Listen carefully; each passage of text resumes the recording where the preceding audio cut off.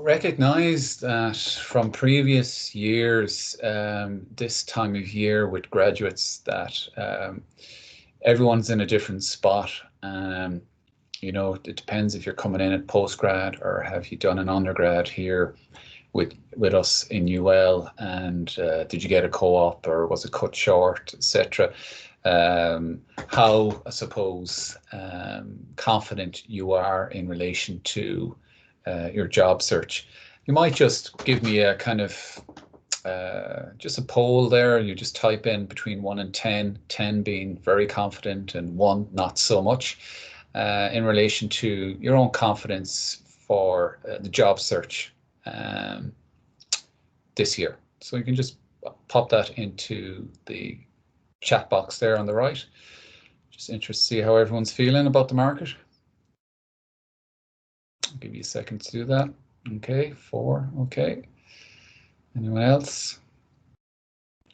4, 5, okay, just below midpoint.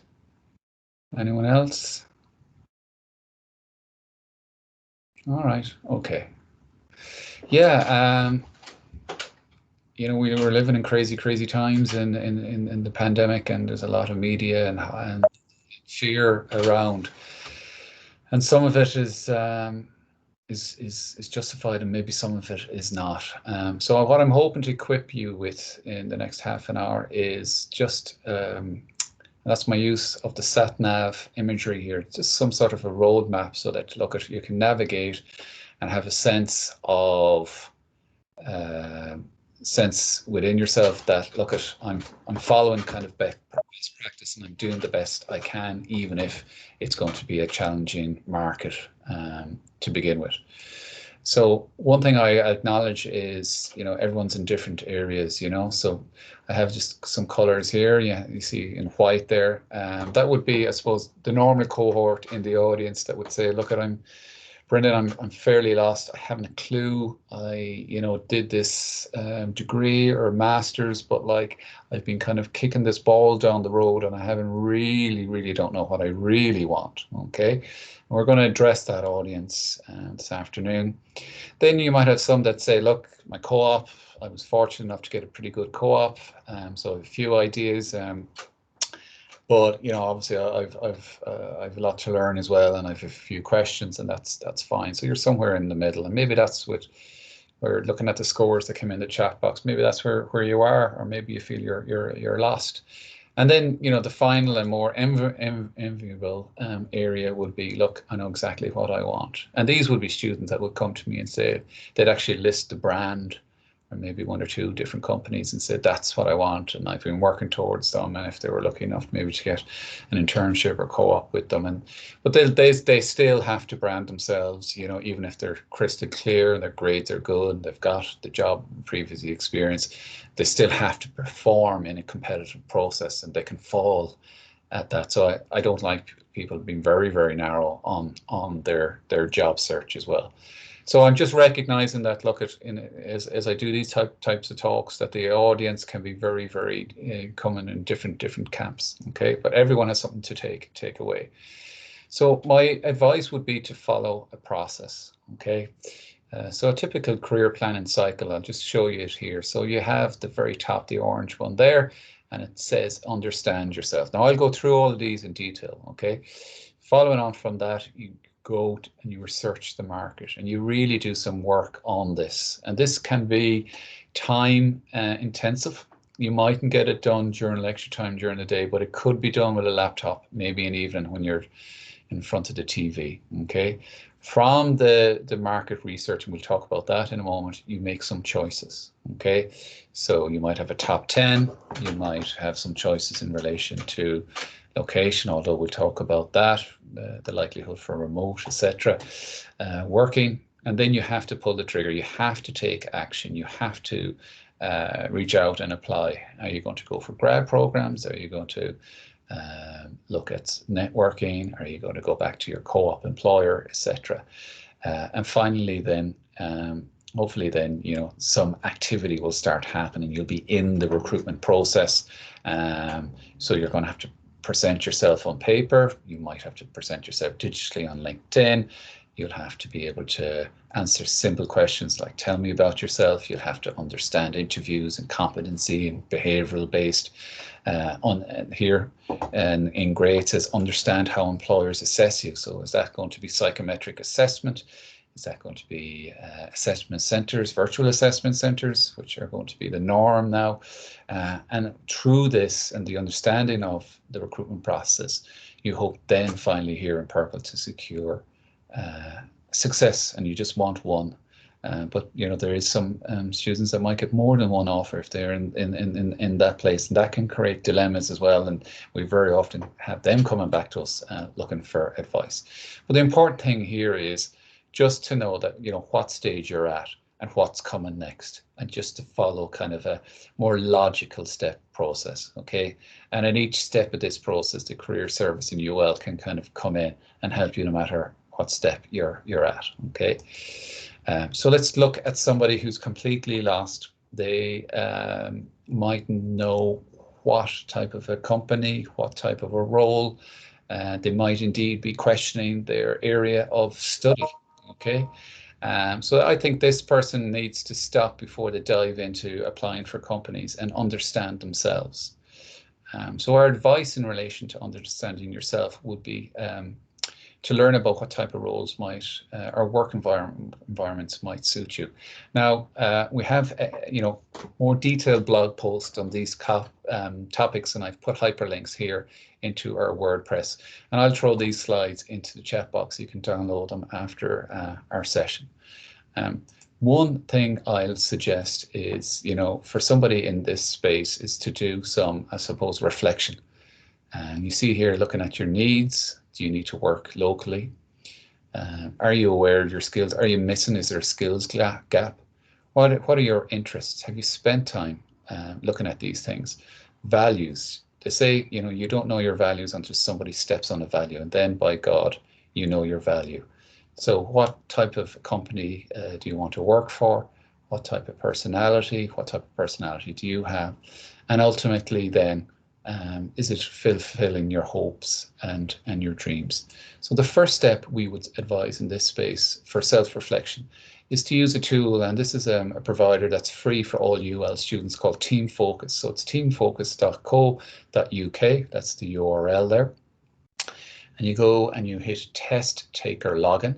So you just put in your UL email and UL password, and that sends you to this landing page. So there's 3 areas. Now I'm going to talk about the first one here, to take tests. That's not to say that if you had the time, and again, I realize all the academic work is going to pile up now, but this could be in front of the TV. This could be just a laptop evening, just do 40-45 minutes, and you could have television on and just do some of these activities, okay? But we're looking at the first one here, take tests, and again, we're trying to reflect and grow your own self-awareness about yourself. One recommendation, one assessment I would recommend is Type Dynamics Indicator. This looks at your innate preferences. So there's no right or wrong in this, but it's a very detailed assessment. And at the end of it, you get a PDF, which will give you a lot of vocabulary to self-express yourself, be it on a CV or in an interview or on your LinkedIn profile. And it looks at the world of work and signposts some ideas as to what work environment would suit you. For example, you know, are you somebody who gets energized by working in a large team, or are you energized with a quieter work environment? And it explores all of these areas. I see down towards the bottom of the page, there's 3 assessments there. So the value-based indicator would be another one I'd recommend.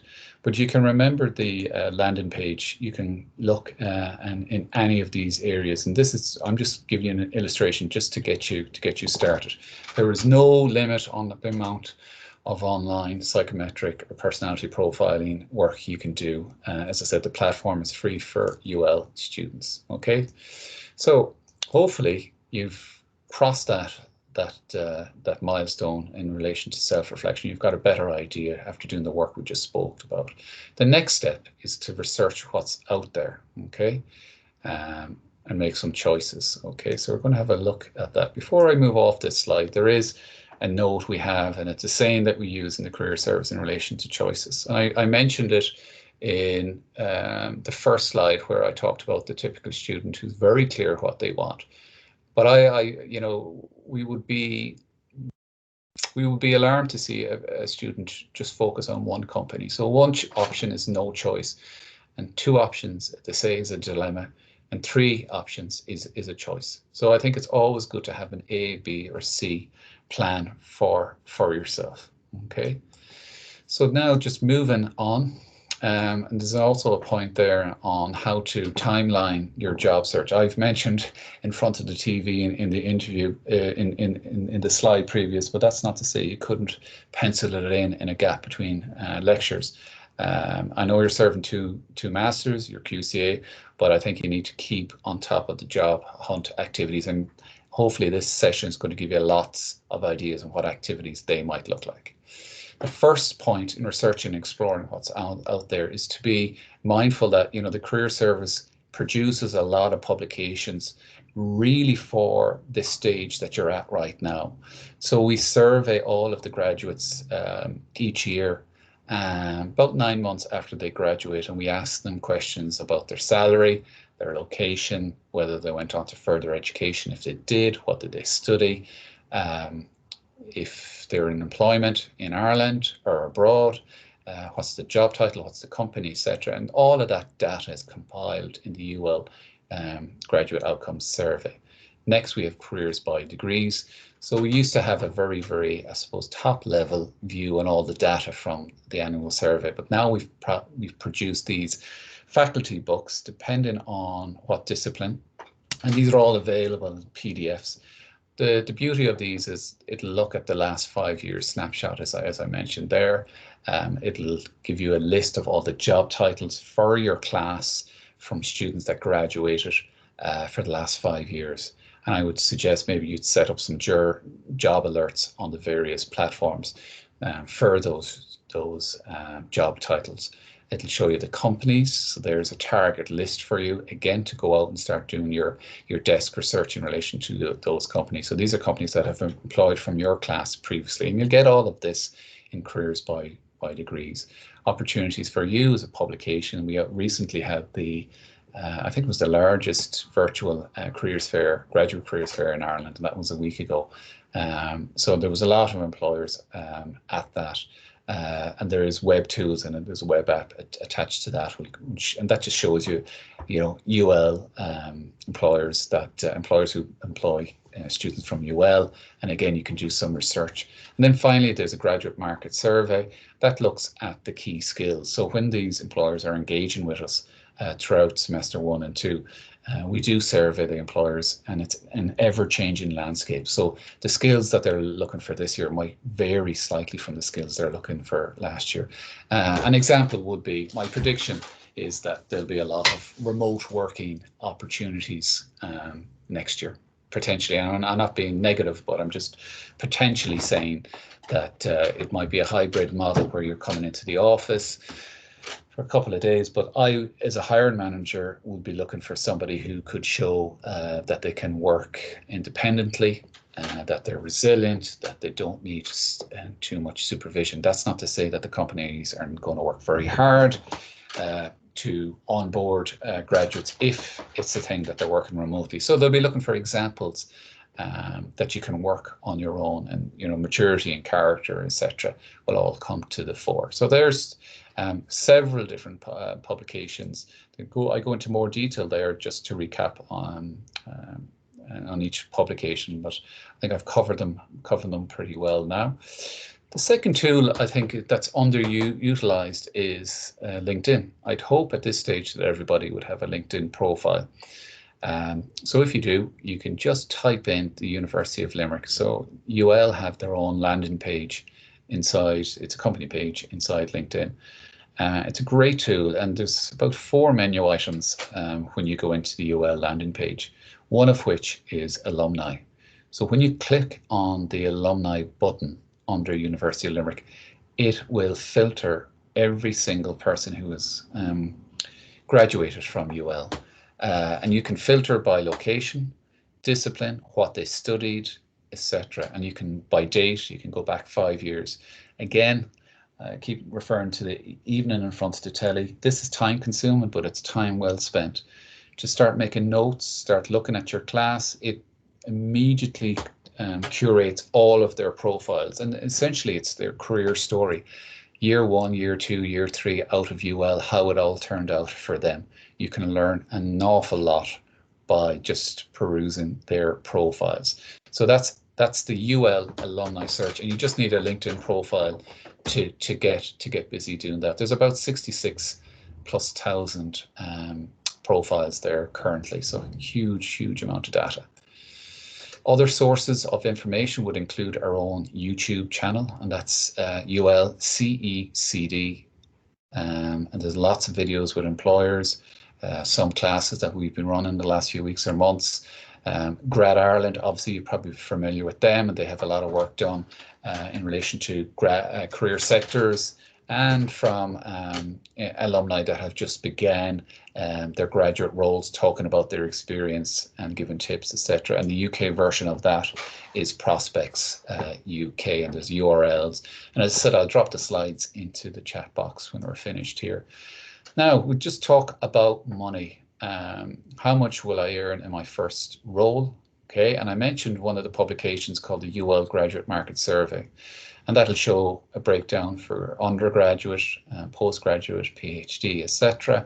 It'll also look at discipline, it'll look at region.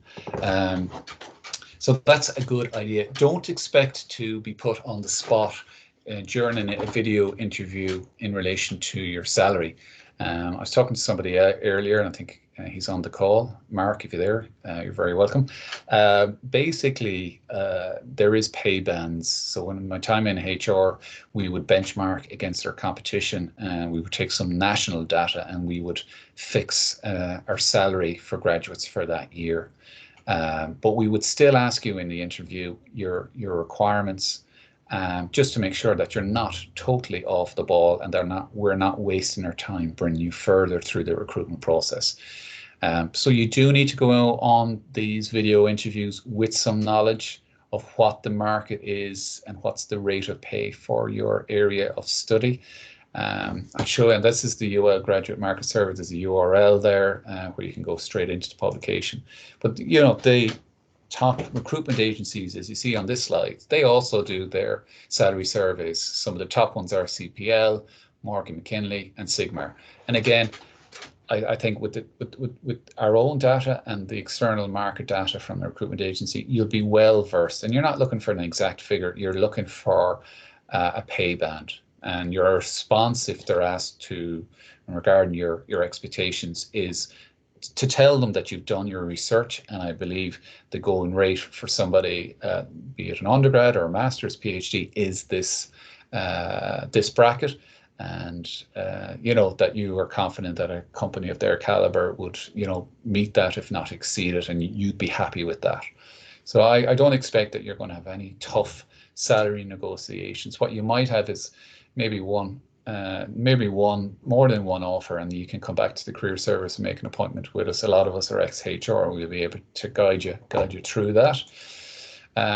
So let's just recap on researching the market. I've mentioned the publications, not to forget the hyperlinks and the blog. I've mentioned the alumni tool, not to forget that we will have virtual events. There's a lot of companies, which is great to see. They're still very active coming in. So the companies are going ahead with their grad programs. There might be not as many, but there's certainly majority of them are going ahead. So they're going to have a lot of virtual events. So keep in touch and make sure that you're registered correctly on Careers Connect. And don't forget your own contacts. So aside for anything that's happening through UL, you have a bank of contacts all around you through family and friends. Here's a list. Here's a list of basically friends and family, relatives, sports clubs, etc. Past and present part-time jobs and customers, etc. Ourselves and any contacts that you can build through LinkedIn. So if you do go on to any of these virtual webinars from companies, be sure to connect with them afterwards, and do write a personalized note just to say that, look, I was on a webinar that you gave. I'd like to connect in with you. That's how you expand. There's my apologies there. I haven't taken off some of my own narration. I have some pointers there when dealing with your network. So somebody, a family member, has put you in touch with somebody, and just how to say and how to prepare for that conversation. And you know, there is proactive students. I think there's another one of these here. And basically, there is proactive students that are reaching out to alumni as well. You know, so they might reach out to alumni that left a year or two ago. Maybe they're from their own part of the world in Ireland, or they've done the same course in UL, and they're just sending a message saying, look, if you have 3 minutes, 5 minutes this week or next, I'd appreciate it. Any advice you might have. So that's very, very proactive job search.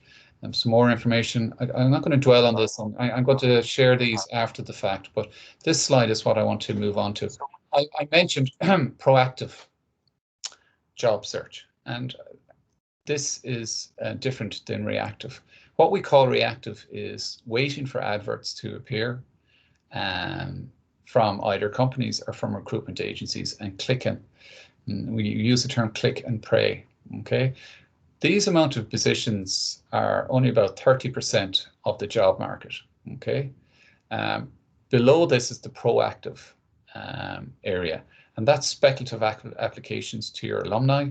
It includes social media, which is your use of LinkedIn, and networking and using contacts generally. This is known as the hidden job market. So it's about, they say, typically in any economic area, this can be up to 70% of the actual opportunity. Why are these not advertised? Well, if you've worked in industry and you know how difficult it is bringing a candidate through all the steps of a recruitment process, if you are referred in CVs from employees with no maybe recruitment fee attached to them, you might be go with a quicker option, whereas to extend a 6-month contract, which is a try before you buy. That's becoming extremely popular. So lots of the big brands are extending contracts for the year rather than permanency. And you know, so through your networks, there's going to be lots and lots of opportunities that may never get all the way to a recruitment agency or the official job boards like LinkedIn, etc., or the company website. So just be very aware of the opportunity that is hidden there. I think there's a graphic here just to illustrate that. Okay, so you see there the amount, you know, from headhunters that companies will send. Not as much. That's not as busy for the graduate area, but certainly networking and internal referrals are very, very important. Okay. Now, just some points on the pandemic. Okay, looking at the market, we're seeing obviously that there is continued activity in healthcare, education, pharma, medtech, ICT, and financial. And then you're reading in the media about aviation, retail, hospitality and tourism sector. Well, I will say it's not all black or white, and I'm giving some examples here. So if you're looking at the big four accountancy firms, there might be a lot of activity in the tax or audit section, but there mightn't be too much activity in companies that are being sold or bought. So there might be little work in the advisory side of the big four. If you look at, let's say, car rental, and this is firmly attached to aviation. So you have big grad programs with Enterprise Rent-A-Car very active. So many of us would say, okay, there's no future because that's linked to aviation. But actually, if you read in some of the articles, a lot of these companies have pivoted and shifted and have made new areas. I believe Enterprise Rent-A-Car are going to look at the on-street, Go Car. You've probably heard of that, where you go on a website and you rent the car in urban areas in the UK and Ireland, and the car is parked at a particular point in the city. You get it for 24 hours and you put it back. The problem with the expansion for that company is it's very, very expensive to buy a space in the city. So Enterprise Rent-A-Car have locations in the city centres, and now they're moving into this market. And this could be a huge, buoyant market for them, with so many people being locked down during the pandemic on post have just signed a massive deal with Enterprise Rent-A-Car, taken a lot of the commercial work off them, extra vehicles, etc. So it isn't black and white when you see one sector and say, look, there's no opportunity there. A lot of them are pivoting and doing things very, very differently. You look at retail. So your smaller retails and shop local is a big movement at the moment. But your larger chains like your Tesco's, etc., they've just had the biggest bonanza year of their time here in Ireland, Lidl and Aldi, etc. But then the local retailers might be telling a very different story. Now, I mentioned the new skills in relation to remote working and that employers might be looking for. Before I move off this slide, just to talk about location. So with the widespread move to remote working, this opens up new opportunities. So if you had considered that, look, I don't really want to work in Dublin or London, yeah, well, you don't know until you apply what plan they have in relation for remote working. So they might want you on site 1 month, or a hybrid model. So it opens up the market to you more than ever before, and that could be a financial bonus if they keep the salaries for the big urban areas the same, yet you're allowed to remote work. That could work out very, very well. So there's hidden, I suppose, upshots to the pandemic, and there's a lot of fear in the media, but just to realize it's just not that simple. It's not that cut and dry, and it's not that black and white. So there is hidden silver linings to some of these things. You're looking at the final area and you're clear and you know what you want and you're going to market. So you're going to have to present yourself on paper and you're going to have to get ready for some serious self-marketing. And I've a blog there in relation to your own personal brand and just being aware of it. What are your unique selling points? You're going to be introducing yourself a lot over the next couple of months, be it on paper or through interview. So you're going to have to learn how to raise your visibility and be found on LinkedIn. It's a very good article there through the LinkedIn hyperlink. And then networking. I've talked a lot about networking throughout this session, but there's more and more detail there, and we've written quite extensively on some of the best practice in relation to networking. And then you have to get to grips with online applications, and a lot of the deadlines some have passed, some are coming up very, very soon. And again, you have to keep in touch, I suppose, with Careers Connect and all the media. And I'll show you all the social channels we have at the end of this. We're nearly finished this session.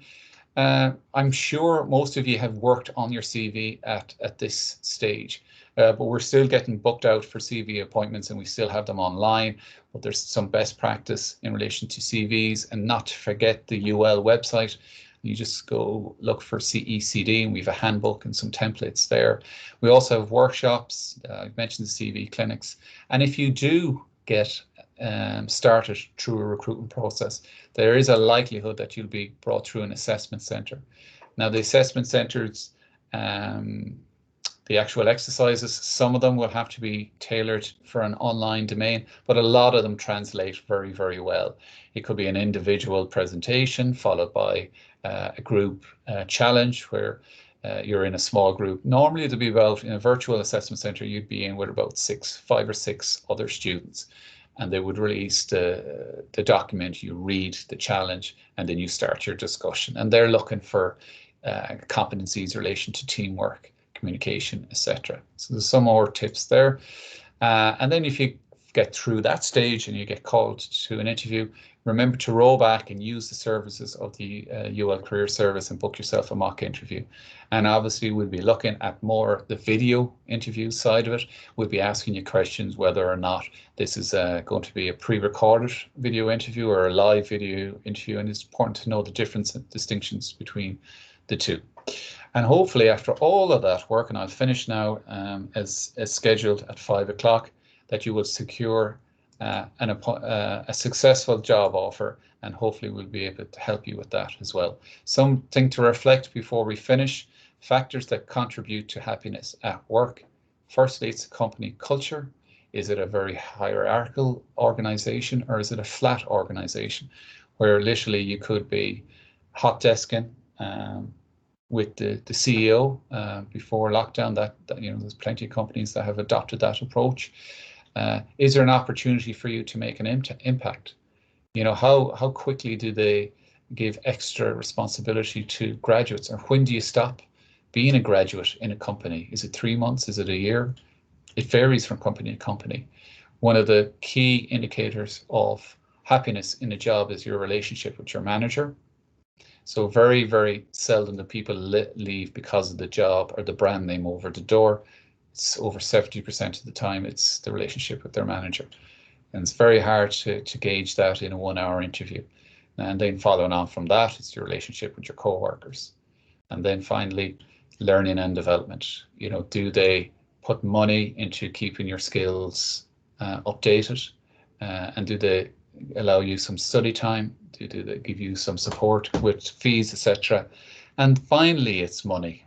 But money is just at the bottom of the list, whereas most people would look at it as the main criteria for selection for a role, but it's only one of them, and that's the benefits and the perks. Be it the starting salary, do they pay which fee, VHI or healthcare, which can run up into the thousands? Is there stocks or shares, which again can run up into the thousands, pension, etc. These are things, I suppose, when you're starting in your career, you don't pay much attention to them. It's just over time that they become more and more important. So I will leave it there on the dot. I promise I'd show you some of the social media channels just to follow us on your smartphone, etc.